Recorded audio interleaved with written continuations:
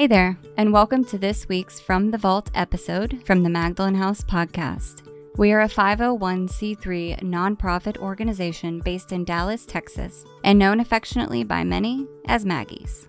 Every first and third Wednesday, we bring you a new release.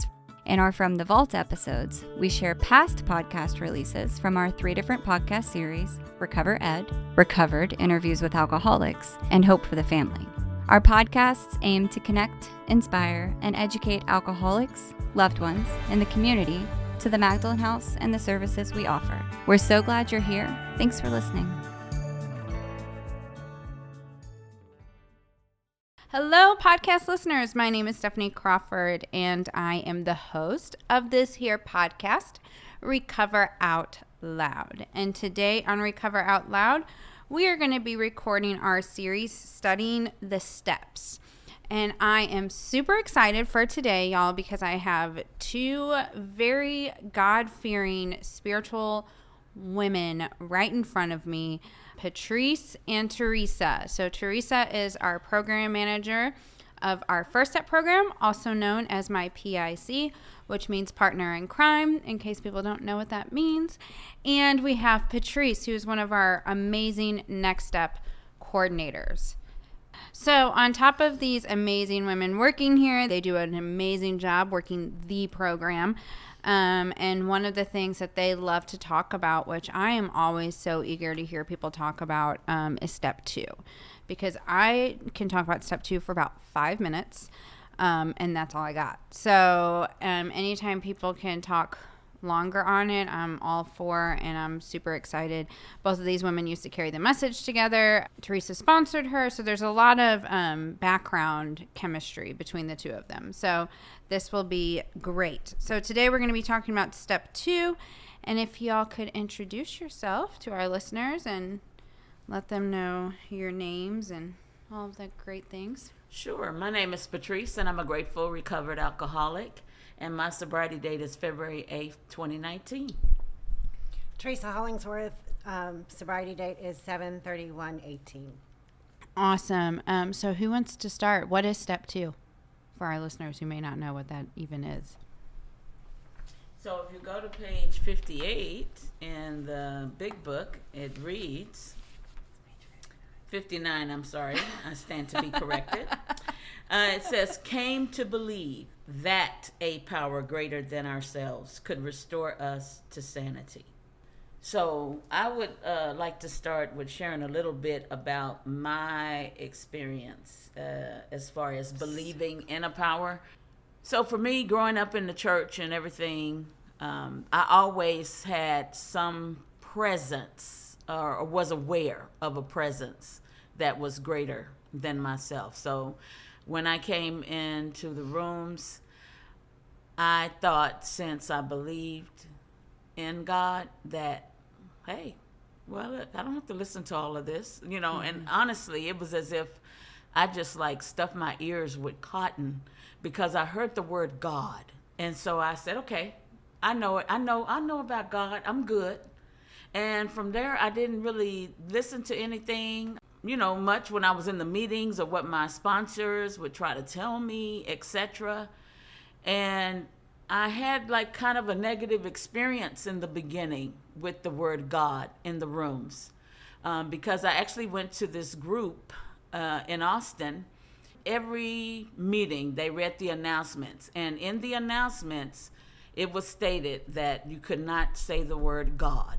Really? That you had to say the word higher power. And that if you said God, they would like interrupt you. That, oh yeah, it was bad. And I was just like, this is crazy. So I developed a prejudice very early because I felt like, what kind of God are they worshiping that I can't say God? Why are you reprimanding me for saying God and stopping me from sharing, you know, if I use that word? So that kind of turned me off in the beginning, and I really didn't pay much attention to step 2 like I should have in the beginning. I just was not open to hearing about it because I thought that they didn't believe in God since I couldn't say God in that particular room. So when you were talking, and you and I have had this conversation, right? And it can be controversial in some sense. But if you look at page 45, it says, well, that's exactly what this book is about. Its main object is to enable you to find a power greater than yourself, which will solve your problem. That means we have written a book which we believe to be spiritual as well as moral. And it means, of course, that we are going to talk about God. Yes. G-O-D. It doesn't say we're going to talk about higher power. Exactly. But what I know today is because the whole time that I was there in the rooms there, they never read from the book. Oh, gotcha. And that's what I see now is that when I didn't read from the book, I didn't believe in even like the word recovered because I had never read the book. When people would say it, I would be like, oh my God, please. You know what I'm saying? But today I understand the true meaning of it because it's in the book and it tells us that we do recover from a seemingly hopeless state of mind and body. So and that's what happens when we don't read the book. We don't see the things that are in the book and we're spreading misinformation. Yeah. So, and like I said, that was years ago, probably in like 2013, but it was like the only group where it was a big deal. And I don't know if back in the day around that time, if it was in most groups that was the case or not. Wow. So just really weird. Yeah, no, I'm glad that you gave us kind of like a little bit of insight of what your spirituality or whatever the case may be looked like whenever you got here. Because I know for me, by the time I did get here this last time, I had been so far removed from God that I was like, whatever you tell me to do, I'll do whatever like there was like no question. But before I would come into the rooms, it was like if you told me the solution was God, I would have been like, bet, I got that, but it's not working. What else you got? Right? Awesome. Because Yeah. I didn't understand, which we'll get into. But Teresa, you want to give some a little bit of background with you and I do. to Because qualify for me, yourself it for step 2? Came to believe that a power greater than ourselves could restore us to sanity. And I always thought when I read it, it was came to believe in a power. And I was like, I believe in a power. I believe in God. I have, I go to church, I do the things, but I never thought God had time to keep me sober, that it wasn't big enough. That wasn't a big enough problem. Like my daughter with her brain tumor, that was a big enough problem that I could rely on God on that. But God wasn't going to come and just take away this obsession, or I didn't even know it was an obsession. But so for me, it was when I truly believed there was a power greater than me, that's when this stuff started making sense. Because I already believed in God, but it says I have to believe that God is, that there's a power greater than me. So whatever my higher power is, if it's God or whatever it is, it's bigger than me. Not that I have to believe in it, because I already believed in it. But I didn't believe that he was going to come down and do that for me, just little old me. But in reality, he did. Yeah, no, I get that completely. Because it was like, there's so much other stuff going on in the world. So you mean to tell me that God actually cares enough to do something about my alcoholism? My little tiny drinking problem. Right. Yeah. But it's kind of crazy, though, like you were able to trust God with your daughter's tumor, but not your drinking problem. Right. But it also talks about in step 3, right? Everything I think I have and everything I want. But I wasn't giving him everything. I was only giving him what I wanted. What I wanted to give to God, I would give to God. But I wasn't going to give all of it. And when I learned how to give all of it, that's when it started, the obsession was removed and life became, what it is today. But I wasn't willing to give it all. Yeah, I get that. So, okay, let's pretend like I'm a newcomer and I come in and I don't know anything about the book, the steps. What would you tell me about step 2? I would tell you about step 2 is that for me, it was when I realized that I couldn't recover alone. I didn't have that willpower, the self-will. But until I learned about my disease in step 1, that I did have the mind and body of an alcoholic. And then step 2 for me was I can never recover alone. I have to have this power bigger than me, because it talks about it on page 45, right? Lack of power. That was our dilemma. But I didn't even know what lack of power was. What is lack of power? Because there's going to be somebody listening who doesn't know what that is. Lack of power is step one. I have the body and the mind of an alcoholic. And I don't have the power of choice when I'm going to drink, and I don't have the power to choose how much I'm going to drink. When I drink alcohol, it creates this craving in me, and I don't stop until I pass out, until I get arrested, until something stops me from drinking. And I also don't have the power to choose. I have this mental obsession that even though I don't want to drink today, and I wake up and I tell myself I'm not going to drink today, by noon I'm drunk. That's the obsession. So for me, step one was realizing that I wasn't a bad mom. I wasn't a horrible child or employee. I was just a sick person. I have the body and the mind of an alcoholic. All right, Patrice, what do you have to say? What I learned about step two is, first I have to realize that I really do not have the power to keep myself sober. I have to realize that lack of power is really, really my truth. If I don't believe that I have a problem or that I don't have the power, then I'm not going to be willing to believe in a power that, and in a power that's greater than myself.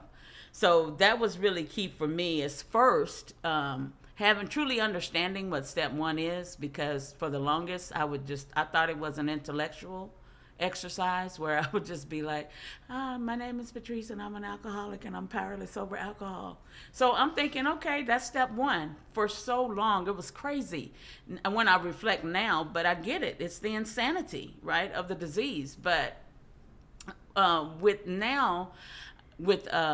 knowing that I have to, it says, came to believe that a power greater than ourselves could restore us to sanity. So that means, and the key word is came to believe. I don't have to come into the rooms already believing. I can come to believe. And the only thing that I have to do is just be willing to believe that there is a power greater than myself. And I don't have to have a conception of that power, what it looks like, a name for it. None of that. Because once I had the gift of desperation, I was able to lay aside all those prejudices, which we'll get into that a little later. But those were like prejudices were some of the things that were blocking me. Mm-hmm. Because of my prejudices and thinking that I already know everything and that I know God and all of that, and come to find out that it's not true. My relationship with the power greater than myself was that I just went to God and asked for everything that I wanted. I was not brought up, even though we lived in the church, I was still in the church until the day I got sober. But we didn't talk about the spiritual aspect of the relationship with God. It was always about whatever you need, just go to God, pray, and tell him what you want. So I was that person that would be like, okay, God, if you do this, I'll do that. And that was really the extent of my relationship.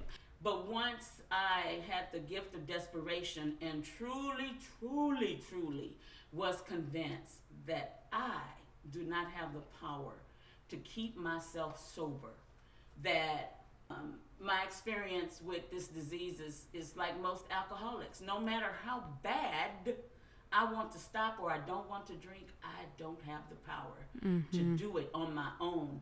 And finally, it created a sense of desperation.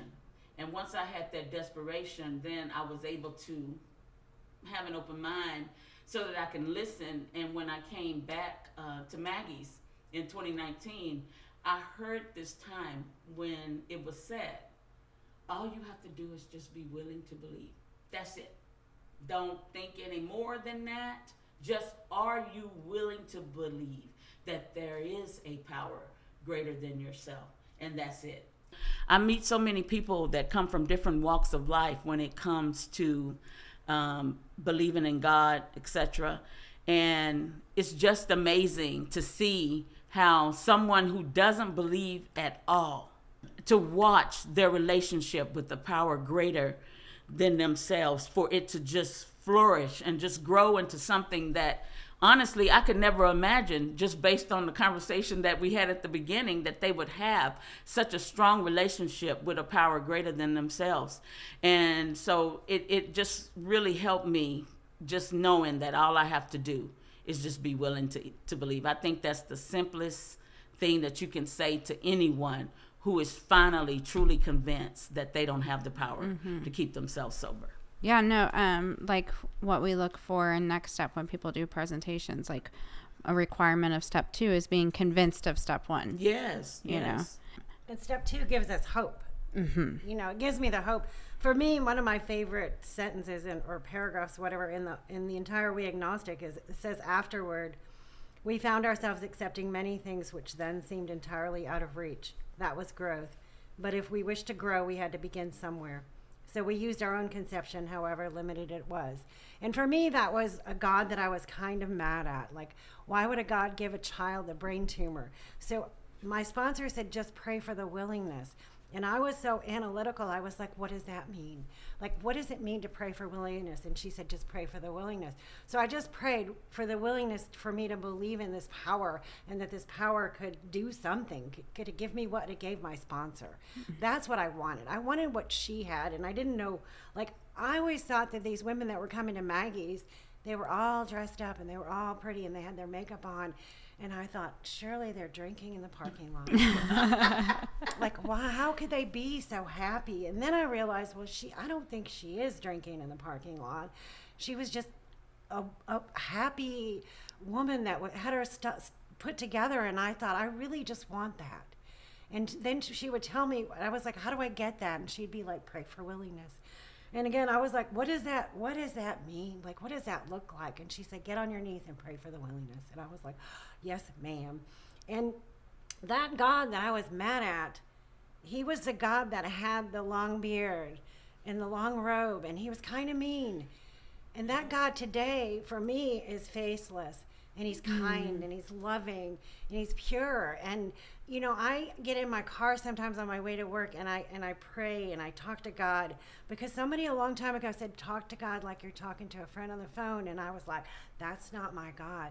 And then I was so open, I was so desperate that I'm going to do whatever. And now I talk to God on the way to work, and I hang up the little speaker thing on the steering wheel, and I'm like, oh, sorry, I'm not on the phone with you. But I have this relationship that I never thought I could have.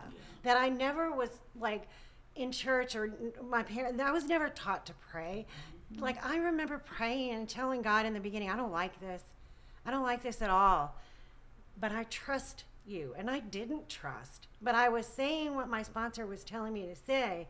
And today I trust this power that I have. And it's today the stuff makes a little more sense than it did back then, but it's still, it's beyond me that it works. But that's, you know, to me, that was hope. That later on, some of this is going to make sense, because in the beginning, none of it made sense. But that God I was mad at was big enough. He was good enough for me to start with. You know, and I think about that too with sponsees that don't have any conception of God. You know, I didn't make the sun rise this morning. I didn't make it set. Do you believe there's something bigger than you that can do that? You know, when I walked into Maggie's, I really thought I was somebody. And that was, my ego had to be smashed. And I had to realize that there is a power bigger than me. Whatever that power ends up being, I get to start that relationship in step 2 and watch it grow and watch the beauty of it. And like Patrice said, watch somebody else find this power. That is the most incredible thing, is to see this other woman find their higher power. It is. It's beautiful. I'm glad you read that part in the book, because when Patrice was talking, I was like, oh, this reminds me of the part in the book that Teresa always references. It's my favorite. But so I have a question for you, Teresa. What do you talk to God about when you're talking to him on the phone? Everything. Most of it is when I know one of my whatever character defects is out, or when I'm feeling, for me, when I'm feeling icky, when I'm feeling in a bad mood, when everybody else isn't doing what they're supposed to be doing, that's when I know it's me. And that's when I know that I need to sit down and I need to, I used to try and get on my knees every single time, but now sometimes I'm just in the car. And it's when I know that my character defects are showing and they're glaring, because when at the end of the day, when everybody else has pissed me off, it's me. Oh, for sure. And wherever I go, there's me. But the only way I can get rid of that is by talking to God and seeing my character defects. And when I'm judgmental, which is one of my huge character defects, is to ask God to remove that from me. Yeah. But I have to see it and I have to talk about it. And then there are things, a lot of times when I'm having to chair a meeting at Maggie's, I get terrified. And I'm on the whole way to work telling God, like, just use me as your vessel, because I'm nothing without you. And believing that. Whereas, 4 years ago, I didn't believe that. Yeah. Whenever you were talking, you said, like, if everybody's pissing me off, it's me. Right. Thank God we have that awareness today. Yes. That is such a gift. Can you imagine still being stuck in the delusion that everything is everybody else's fault all the time? Right. Yeah. It sucks.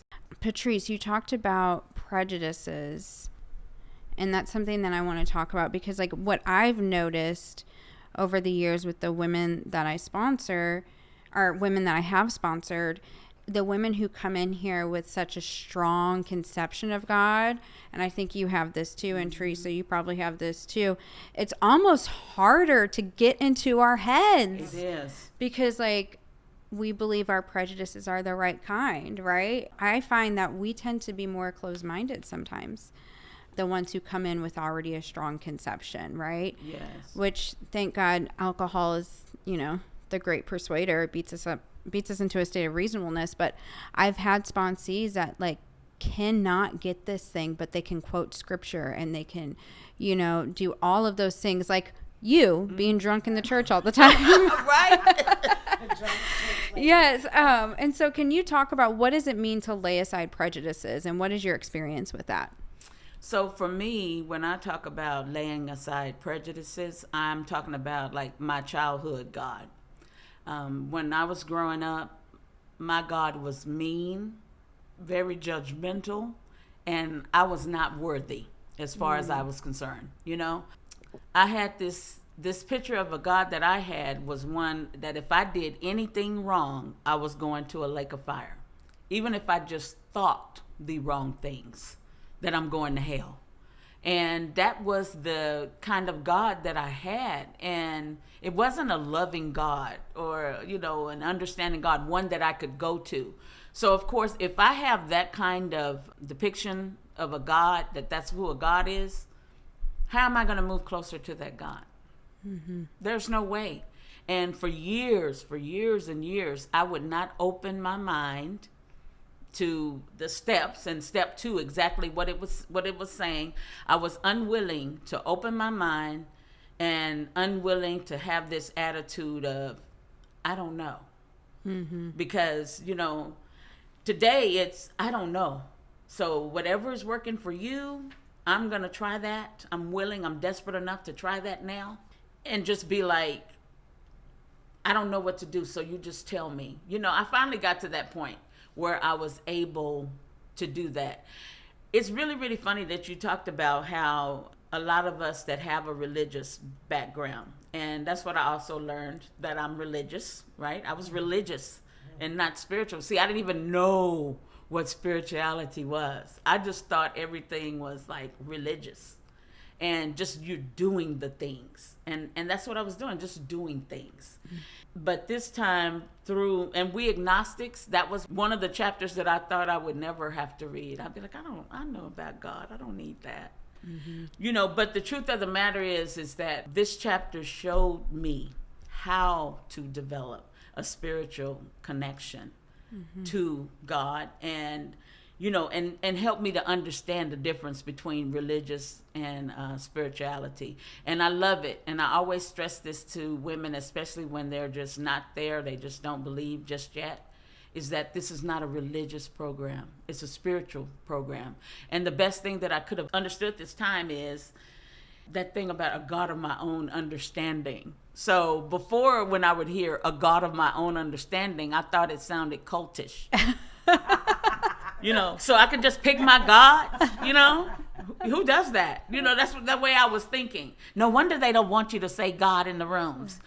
So it was just a matter this time of being open and to just realize that, hey, chick, what you're doing is not working. It's killing you. Right. Just act like you don't know anything. And so that's why this time with step 2, I was able to just do exactly as I was told. Just be willing to believe. Yeah. Don't worry about the rest right now. Just be willing. I will tell you a story about when I was in treatment. There was a man in there. He was an atheist. And he was a very proud atheist. And of course, I was there. And I was all God this, God that, right? So he knew that it got under my skin for him to keep saying all these things. There's no God. And well, where's your God now? He was saying all that kind of stuff. And so he knew that he was kind of getting under my skin. And I allowed him to. And do you know the whole 30 days that I was in that treatment center, I was, number one, arguing with him. Yeah. I was arguing with him because he didn't believe in God, not knowing that I myself was agnostic. Right? Because agnostic is without knowledge through experience. I did not have an experience, a spiritual experience with a power greater than myself. And I'm judging this guy because he doesn't believe at all, when at the end of the day, it's just as bad. Yeah. You know what I'm saying? No, I know I would get really drunk, and I would get in battles with people about how God exists. Yes, and all this yes. spiritual stuff. And, I thought I was so spiritual, but couldn't stay sober. It's kind of like what you said, agnostic, without experience. One of my favorite lines in here, and I'm not good with page numbers, but it says, for deep down with every man, woman, and child is a fundamental idea of God. That's 55. Yeah. He might be obscured by pomp, calamity, by worship of other things, but some form in the other he was there, or something along those lines. Yes. And which I love, because I had no idea that I was blocked from God. Yes. Right? And so it didn't matter how much I believed in God. I was blocked from God. I couldn't feel God. God could be screaming out to me, and I was so consumed with self, and I was so blocked that I couldn't even tap into that power. Teresa, same question. What did your prejudices look like, and how were you able to set those aside? So my prejudices were probably about the same as Patrice's. Like I said earlier, I had just had to realize that I couldn't recover alone, and that I needed some sort of power. But none of it made sense to me. And so my sponsor was like, let's move on. Do you believe that there's a power bigger than you? And I was like, maybe. And she's like, move on. And so, and I'm glad she did, because today, for me, step 3 didn't make sense either. Right. Step 3 was this prayer she told me to pray. And I was like, okay, I'm going to pray it 5 times a day, because I don't want to ever drink again. That's all I had. I had that gift of desperation. When it talks about alcohol is a great persuader. It was a persuader for me. I never wanted to drink again. And I had to work the steps with all this earnestness. It talks about last night prejudice, and I didn't even know I had any. I didn't realize that I didn't have spirituality. I went to church. My kid went to Christian school. I did all the things that I was supposed to do, but I didn't have any spirituality. And I didn't realize that, and I did my 5th step. I'm getting way out, but I did my 5th step, and it was a powerful thing. And I went to church the next day, and all I heard that preacher talking about was, you're forgiven, and all these things. And it was I still have the pamphlet and all my notes I took that day. Then all of a sudden, church, I would sit in church and I would think, oh my gosh, this preacher's talking to y'all like you're a bunch of alcoholics. Yeah. I didn't know what honesty and, loving and kindness and all the, selfless. I didn't know what selfless was. So for me, that prejudice was just that I just thought that I had to believe in God. And that God, I could pray and I would pray for things for God to come down and do this for me and I'll stop drinking. Instead of, let me do this, let me be selfless, and that obsession can be removed. Because in step 3, I'm saying, take away my difficulties and I'll go out there and tell everyone of your love and your power and your way of life. But those are through my actions. That was never, like, that was just foreign to me. And so those were my prejudice. My prejudice wasn't just believing in God. It was that I have to believe in this power, that God is the powerful one, not me. There's where my prejudice is. Yeah. No, Harriet in her podcast, I still remember this. She said, if you grew up in my household, there was no power greater than me. Right? And so, like, I could see how that, like, it's kind of like that. Somewhere in the book too, it talks about, like, we agnostics believe that, like, self-sufficiency would solve our problems. Right, that's what I was taught. Yeah, you can do it. You know, pull up your pants and do it. You're a big girl. I had 3 older brothers and a dad that was powerful. Just do it. And so that's what I believed. I could do anything that I need to do, but I couldn't stop drinking on my own. So was I willing to lay aside all this other stuff and just believe I can't stop drinking on my own?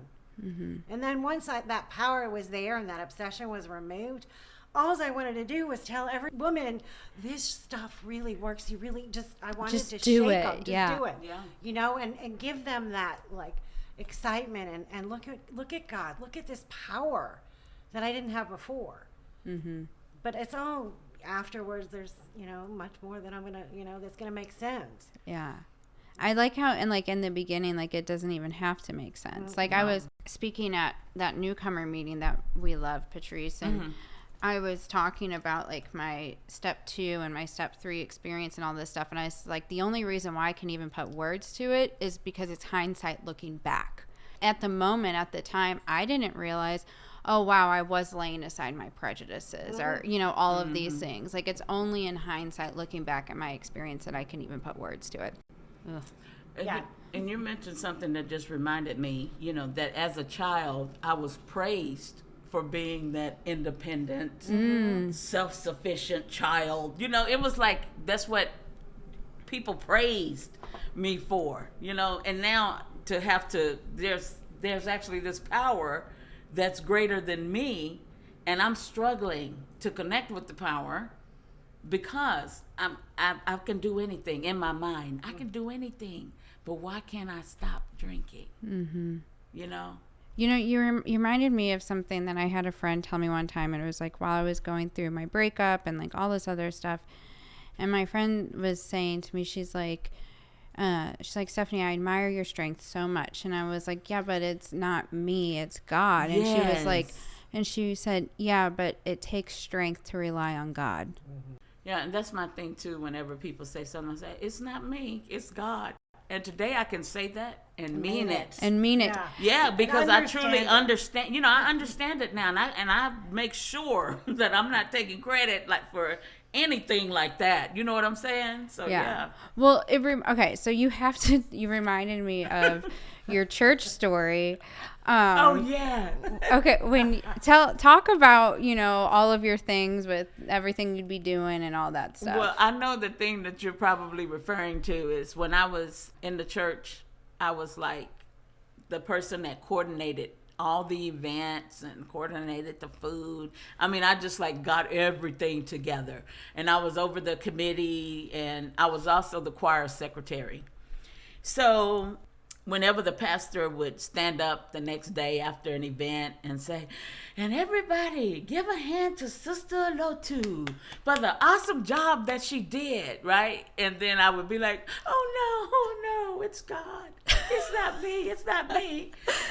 Right, but in the meantime, all the chaos I caused just to get the event together. See, he didn't see that part. Right. I have these people on my committee, and they're trying to give me suggestions and ideas, and if anybody dare come up with something that I did not suggest, all hell would break loose. You know, and I'm causing all this chaos saying that I'm doing this for God. For God. Yes. Yeah. You know, and today I totally see that it was self-seeking. Because if it was God, why wasn't I open-minded to other people's suggestions? Why was there so much chaos? You know, to the extent that I'm getting into it with the pastor's wife. You know, who does that? So somebody who's living for self-glory and not God's there glory. you go. So that's why today I'm telling you, I give him credit all the time for everything throughout the day. That's amazing. Yeah. Now, Teresa, you used to sponsor Patrice. I remember we were talking at our desks one day, and I was like, do you ever have those sponsees where you're like, I can't believe I'm sponsoring you. Like, I feel like you should be sponsoring me. Like, and I said, do you know what I'm talking about? Have you had that before? And you're like, yeah, Patrice. Do you mind talking about like being on like the sponsor side and what it looks like to see somebody come into their relationship with God? Yeah, with Patrice, I literally did Patrice's intake. I was overnighting, and back then we did intakes at night. So I was never in so much fear. She was very angry. Her husband, sorry, I won't go into it. But anyway, but I watched her grow. And I got to be, we carried the message together. We went to the 2-4. We started the commitment at Free Grace. I mean, we just did, everything. And I watched her find God. And it was the first time. I'd had a lot of sponsees, but I'm not sure that they didn't make it, but I watched her find God. I watched her grow with God. I watched her learn how to trust. It started out slow, and it was hard because she already had this God, but the transformation was the most beautiful thing. And somebody that was so selfless. There are times when I was like, I would talk to her on the phone, and then I would get in the shower and I'd be like, man, you ought to take some of your advice, or she'd call me about sponsees and we'd have these great conversations. But it was just beautiful to watch her grow. It was beautiful to see her find this power greater than her. And to, even today, I miss sponsoring Patrice.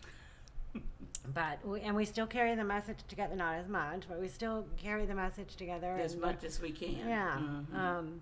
But yeah, just to watch another woman, to do a fifth step, and then to watch them grow and find God, and to rely on God. Because my job isn't to hold her hand for the rest of her life. My job is to say, this is the power, go find it.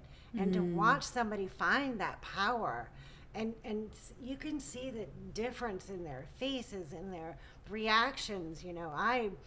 For me, it was like the first selfless act I ever did was sponsor another woman, want to do it. Mm-hmm. Mm-hmm. Yeah. I know. I remember having that realization too, like, especially because it's like, nobody sees me doing this. It's not like I'm like getting some like kind of credit for it, or accolades. Like this is just something that I sincerely want to do as a way to demonstrate my gratitude for God. For God. Mm-hmm. Yeah. But until that's removed and you get to the power, it's hard to fathom like it happening to somebody else. And then it becomes this, like Lisa says, pyramid scheme that is so awesome, because then I watch her sponsor, Kathy or somebody else, and watch her carry the message and listen to the power that she has from God. It's just, it's awesome. I would say, like, when I came into Maggie's this time, one of the ladies in the house, or it may have been you, Teresa, described it as a Dr. Jekyll and Mr. Hyde situation, just in that one night. They could see that, but that is how far gone my sanity was. And I had the gift of desperation, right? When I came in this time, but when I saw the spirituality that Teresa had, right? And not only that, she's doing all those things that I never wanted to do, And I knew that this time around that I had to do those things, and I couldn't wait to get her as a sponsor. That's awesome. And, just having a whole new attitude about the program in general. Mm-hmm. Well, the gift of desperation, right? Like, what is that? G-O-D. A gift. Yes. Yeah. A gift. God. A gift from God. Yeah. So, it's like, like the vessel has to do some work, but that gift of desperation is ultimately a gift from God. And so what am I going to do with that gift? Right? Hopefully I'm going to freaking move my feet. Yes. Yes. because we all know that gift of desperation doesn't always last very long, right? Yeah. We got a week to a month before we forget how bad it was. It's true. And the gift of desperation will make you be willing to believe in anything. Anything. I'm telling you, you'll just be like, whatever. Right. Right? There's a little bit of hope and stuff too. Yes. Yeah, even if it's just a little bit of hope. Am I willing to believe there might be something bigger than me so that I can have what you have? Mm-hmm. That's it. Yeah.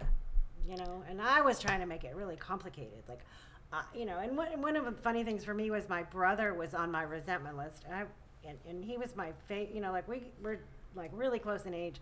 And I didn't know why he was on my 4-step inventory. And then later on, I realized it was because he had spirituality and I didn't. Mm-hmm. And I was envious of that person that he was, not about the things he had, but about the way he reacted to things, and so for me it was like understanding that I was selfish, or I wasn't ready to see all that and hear all that at this stage, but I was willing to just move forward and continue, because when I came back to Maggie's the second time, I was like, these steps don't work and I'm going to prove it to these people. But I was so desperate that I was like, I'm just going to do it. My sponsor was like, these are the amends you need to make first. And there were amends I didn't want to make. Like I wasn't, but I was willing. I was so desperate to do whatever she said. So when she was like, just take your God that you already have and push it away and start new. Start with something new. And then you can put them together later. That was probably big for me, to understand that I could come up with this own conception of whatever my higher power was going to be. Yeah. It's amazing. Well, we're getting to the top of the hour. Has this not been fun? This has been so fun. It's so fun. Yeah. I have my book open to page 46, and this is just kind of, there's so much good stuff in We Agnostics that we haven't even got touched. But on page 46, it says, we found that as soon as we were able to lay aside prejudice and express even a willingness to believe in a power greater than ourselves, power capital P, we commenced to get results, even though it was impossible for any of us to fully define or comprehend that power which is God. And I feel like that sums up like step 2 perfectly. It does. Okay, that is the beauty of that, right? Is that I can still be okay even when I don't understand. And maybe even if something is it really hurts me. But I can still be okay and be of service to someone else. One of the great promises and gifts of the program. Yes. Right? Yeah. One of my favorite lines is acceptance without disturbance. Am I willing to accept things without disturbance? Because I don't get the luxury of being mad or angry or upset anymore. And when I look at accepting things, they don't hurt so bad. They don't, it's not so bad. Yeah. It's there's freedom in acceptance. One of my sponsor always says, pain is in the resistance, and what you resist persists. And when I'm resisting something, I'm trying to play God, and I suck at playing God. Right. And that's whole step 3, which we can get into later. Maybe we need to do another episode with Girl, that would be so fun. I'm telling you. All right. Oh, amazing. Love step 3 too. Well, ladies, any final words for our listeners? I have one thing that it talks about, I think it's page 45 as well. At the bottom of the page, it says, who earnestly seek. So I have to remember, like, I earnestly would seek out that bottle the next morning. Am I willing to earnestly seek out God? And it talks about it throughout here, that I'm earnestly seeking God. I'm not just waiting for God to come down and fix my life like I was, but I got to earnestly seek out. It's on the bottom of page 46. Oh, thanks. Sorry, I'm trying to find it. It says, to us, the realm of spirit is broad, roomy, all-inclusive, never exclusive or forbidding to those who earnestly seek. So it's not about just going, oh, yeah, I believe in God, which is what I did. It's earnestly seeking this relationship. It's earnestly seeking what this power can do for me. So good. I'm glad you read that line, too. And Patrice, what about you? I have to say one of the pages on page 53, this really helped me with defining what a power greater than myself really looks like. And it's on page 53, and it starts with, when we became alcoholics, crushed by a self-imposed crisis, we could not postpone or evade. We had to fearlessly face the proposition that God is either everything or else he is nothing. God either is or he isn't. What was our choice to be? When I read this time, I don't know, it just had such an impact on me. And then I was just like, oh, okay. Well, that means that God is like everything. That means he come first. Mm-hmm. And this passage right here was like one of the beginning things that I read that helped me to really, really, really believe that God is bigger than me. It's one of my favorite passages in the book. Mm-hmm. All right. And so my final words, and I'm also, for everybody who's listening, I'm going to put a link in the show notes to our We Agnostics Big Book Workshop and Patrice's episode of Recovered and Teresa's episode of Recovered, so you can hear more about this topic and these amazing women. You can hear about those amends that Teresa was talking about. She talks about it in her Recovered episode, and it's fantastic. So anyways, if there's an alcoholic out there who's struggling, in which I've seen this, I see this with some of my friends who get resentful at the program and kind of label each group as a whole, which I've was guilty of doing that before I met my boyfriend. I labeled everybody in his fellowship the same, but based on some of the ugliness of some of its trees, kind of like the big book talks about, right? That it's keeping them sick and it's keeping them out there. Mm-hmm. So I just saw this in the book and I want to read it. When we saw others solve their problems by a simple reliance by the spirit of the universe, we had to stop doubting the power of God. Our ideas did not work, but the God idea did. So if you're struggling, if you're suffering, my hope for you is that you run out of ideas. Right? You will. And that you just become willing to lay aside prejudice and take some simple suggestions, because those are the requirements of step 2, right? But you can carry those principles on with you for the rest of your sobriety and the rest of your recovery. Definitely. Remaining teachable and willing. Absolutely. I mean, 2 simple things, right? Well, this was amazing. Again, thank you so much. If y'all loved what you heard, leave us a review on Apple Podcasts, rate us on Spotify, share it, upload it to your Instagram story, tag the Magdalen House, let us know what your takeaways were, share with a friend. All of this stuff really does help us reach more alcoholics, which is ultimately what we are trying to do. All of that makes a difference, and so your review matters. I will catch you all on the next episode, and be on the lookout for step 3 with Yay! See you guys. Look forward to it. Bye. Bye-bye. We hope you've enjoyed this From the Vault re-release of the Magdalen House podcast. Tune in every first and third Wednesday for a new release from one of our 3 podcast series. To learn more about the Magdalen House and the services we offer, visit magdalenhouse.org or follow us on your favorite social media